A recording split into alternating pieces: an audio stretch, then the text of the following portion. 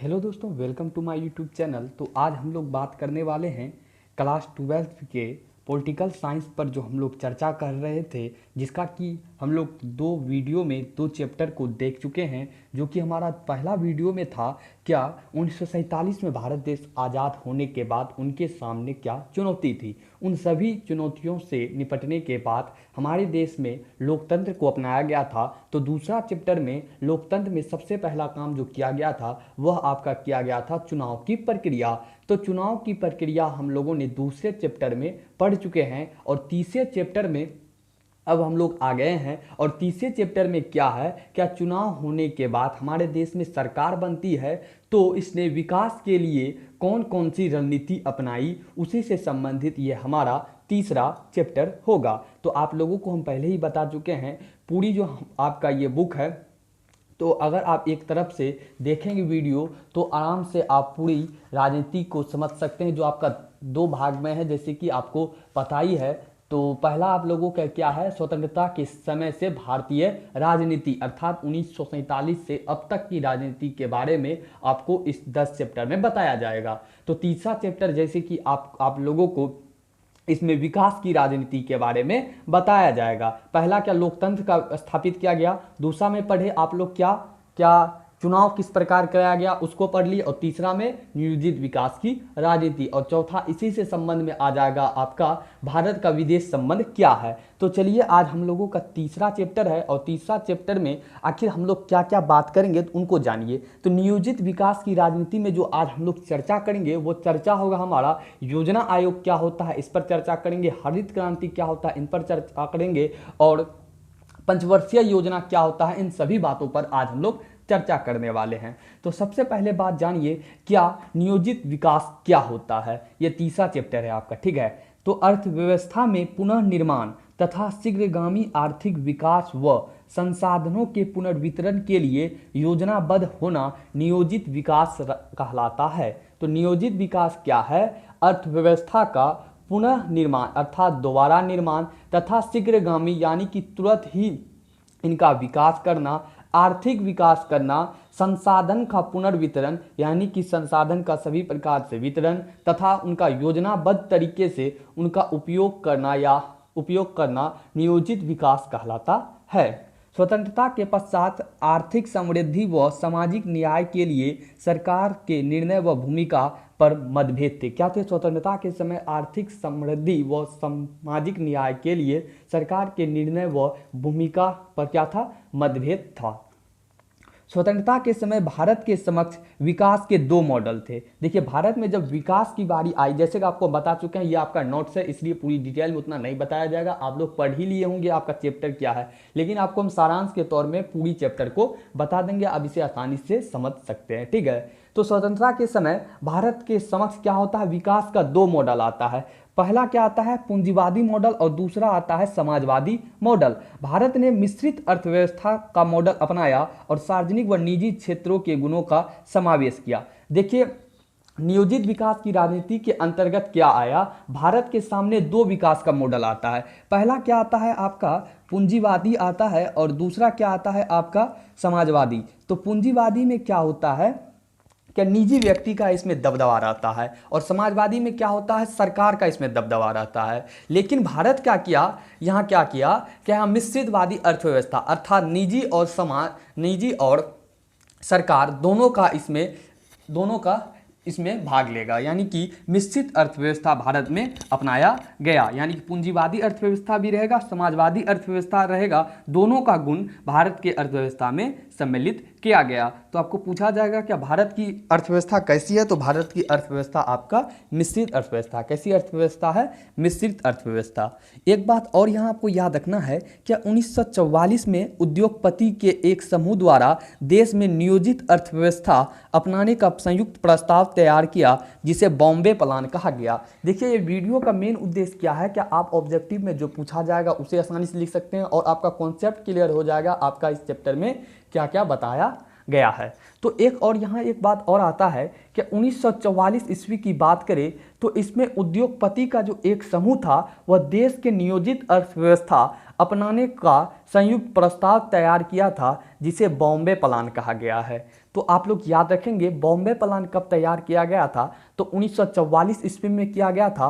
और किसके द्वारा तैयार किया गया था, तो उद्योगपति के द्वारा किया गया था। किस लिए किया गया था, नियोजित अर्थव्यवस्था को अपनाने के लिए। ठीक है, इन बातों को याद रखेंगे। क्या बॉम्बे प्लान कब तैयार किया गया था, 1944 को। ठीक है, नेक्स्ट है हम लोगों का बॉम्बे प्लान की सिफारिश क्या थी, उनको समझिए। बॉम्बे प्लान की सिफारिश थी कि सरकार औद्योगिक तथा अन्य आर्थिक निवेश के क्षेत्रों में बड़े कदम उठाए। देखिए, बॉम्बे प्लान जो आपका 1944 में आया था, इसका मुख्य उद्देश्य या सिफारिश यह था कि सरकार जो है वह औद्योगिक तथा अन्य आर्थिक निवेश के क्षेत्र में बड़ा कदम उठाए। ये आपका बॉम्बे प्लान की सिफारिश थी।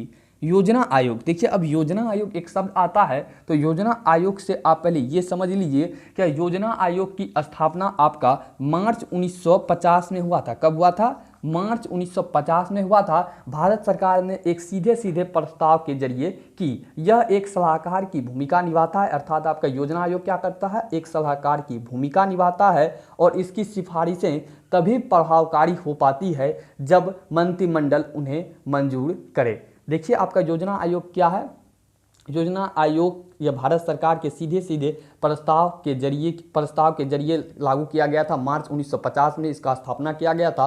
और यह एक सरकार की भूमिका निभाता है और इसकी सिफारिश तभी प्रभावकारी हो पाती है जब मंत्रिमंडल उन्हें मंजूर करे। ठीक है, तो अब हम लोग यहाँ पढ़े कि योजना आयोग सिफारिश करता है कि स्त्री पुरुष सभी नागरिकों को आजीविका के पर्याप्त साधन मिले, भौतिक संसाधन और स्वामित्व नियंत्रण इस प्रकार से हो जिसमें सबकी भलाई हो और धन व उत्पादन के साधनों का केंद्रीकरण नहीं हो। देखिए आपका योजना आयोग की अगर सिफारिश पूछा जाए तो लिखना है कि योजना आयोग का सिफारिश करता है क्या स्त्री पुरुष सभी नागरिक को आजीविका के लिए पर्याप्त साधन मिले, भौतिक संसाधन का स्वामित्व नियंत्रण इस प्रकार से हो जिसका सबको भलाई हो और धन का उत्पादन एक जगह केंद्रीकरण नहीं हो। ठीक है, योजना आयोग पंचवर्षीय योजना के रूप में सरकार को सिफारिश करता है जिसका उद्देश्य आर्थिक विकास, आत्मनिर्भरता एवं राष्ट्रीय आय में वृद्धि होता है। तो याद रखेंगे आपका योजना आयोग क्या है,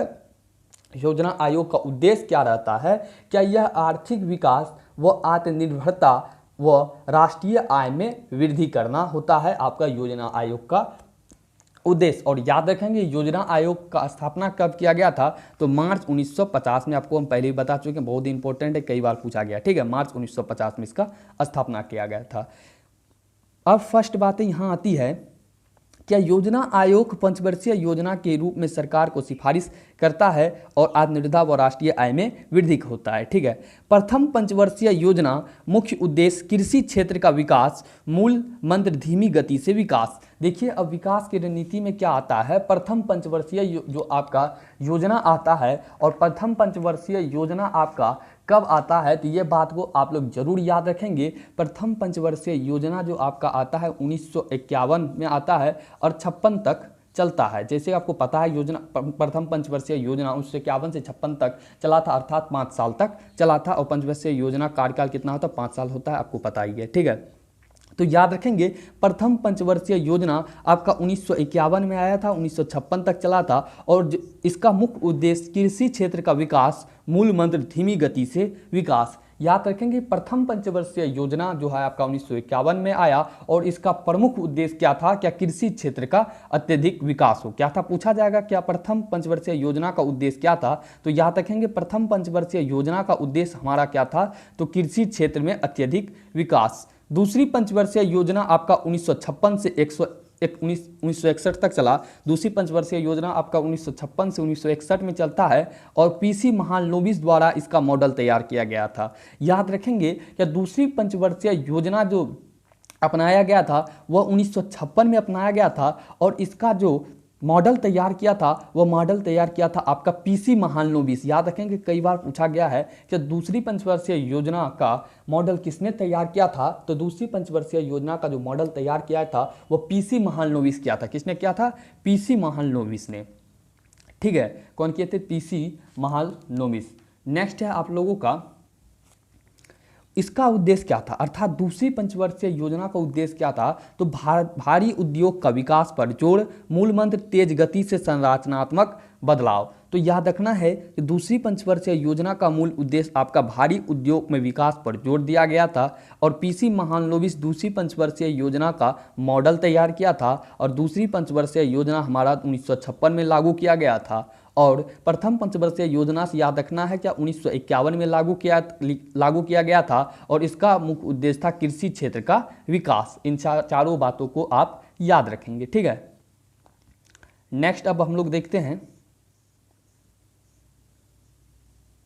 नेक्स्ट है हम लोगों का विकास का केरल मॉडल। एक आता है विकास का केरल मॉडल, जो केरल में अपना विकास का एक मॉडल अपनाया गया था जिसे हम लोग विकास का केरल मॉडल के नाम से जानते हैं। इस मॉडल में शिक्षा, स्वास्थ्य, भूमि सुधार, कारगर खाद्य वितरण और गरीबी उन्मूलन पर जोर दिया जाता रहा है। देखिए विकास का अगर केरल मॉडल के बारे में पूछा जाए तो यहाँ लिखना है आप लोगों को क्या विकास के केरल मॉडल में क्या है, क्या केरल मॉडल में, इस मॉडल में शिक्षा, स्वास्थ्य, भूमि सुधार और कारगर खाद्य वितरण और गरीबी उन्मूलन पर जोर दिया जाता रहा है।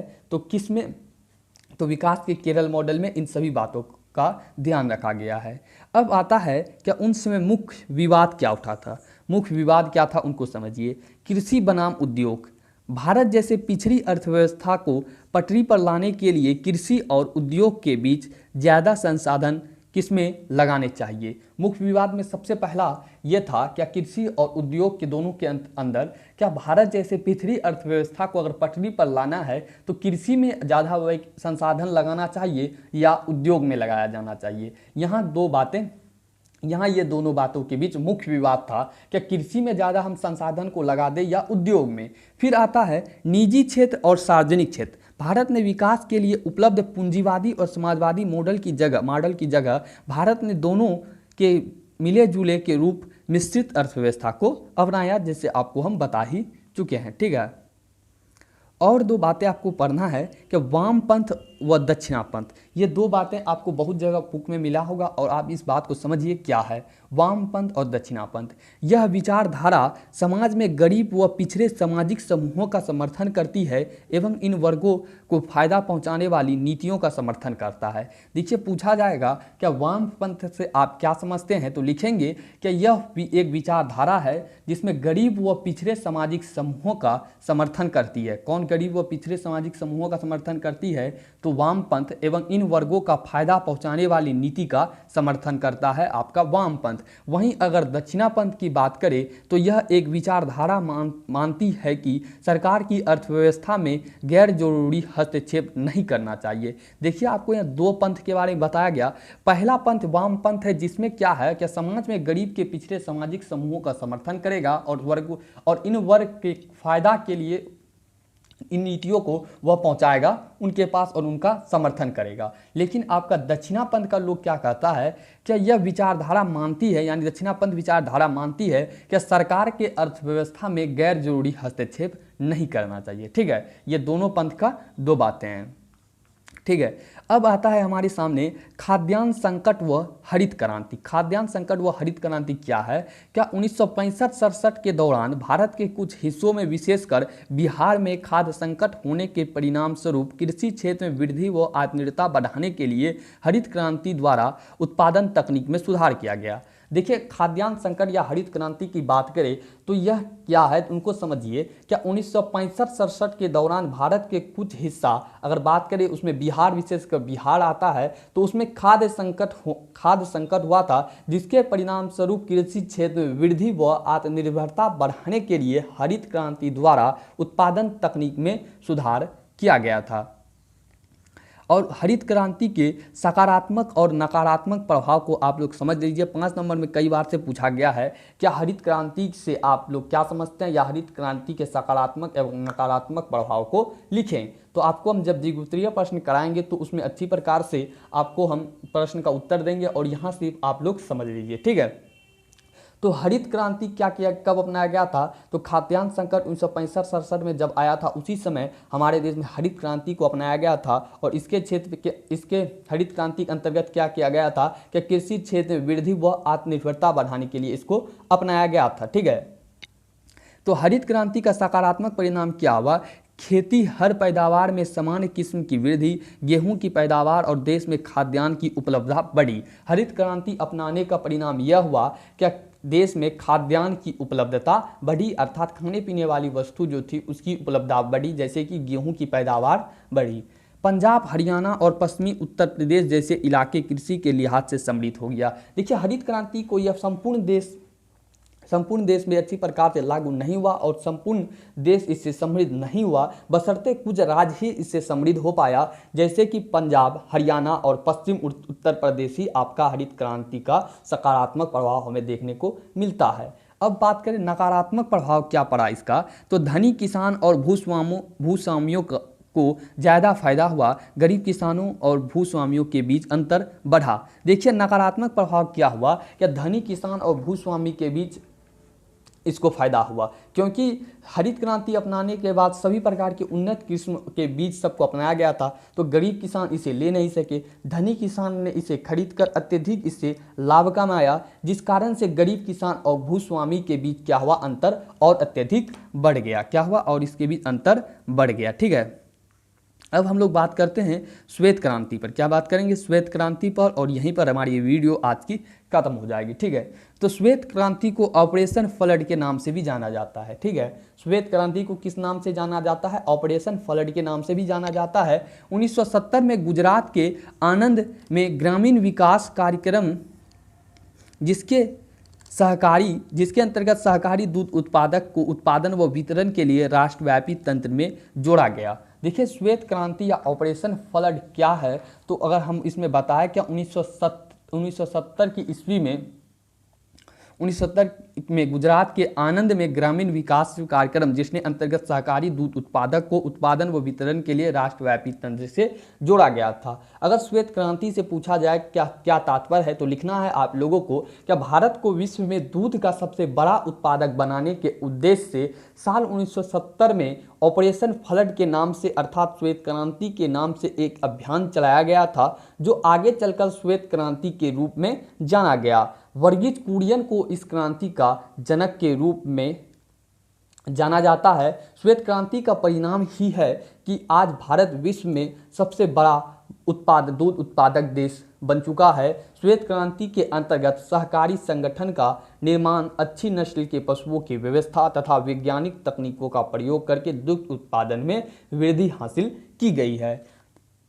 वर्गीज कुरियन ने इस सहकारी कार्यक्रम में महत्वपूर्ण भूमिका निभाता है। तो श्वेत क्रांति आपका 1970 में गुजरात के आणंद में ग्रामीण विकास कार्यक्रम के अंतर्गत आता है और वर्गीज कुरियन इस कार्यक्रम में महत्वपूर्ण भूमिका निभाता है। तो आपको इसमें डरने की बात नहीं है कि अगर किस प्रकार का पूछा जाए तो सवाल हम लोग इसे आंसर किस रूप में देंगे। ये जस्ट आपका एक नोट्स है, आप इसे पढ़कर आप याद कर सकते हैं कि तीसरे चैप्टर में हम लोगों ने क्या पढ़ा था। अगर आपको प्रश्न उत्तर चाहिए तो आप हमें कमेंट कर दें, आपको हम इस चैप्टर का प्रश्न उत्तर भी दे देंगे और हाईलाइटेड प्रश्न जो होगा उसे भी डाल देंगे। मिलेंगे हम लोग अब चौथे चैप्टर में चौथा लेक्चर के साथ। तब तक के लिए इजाज़त। Thank you all of you, thanks for watching. मिलते हैं नेक्स्ट वीडियो में नेक्स्ट लेक्चर के साथ।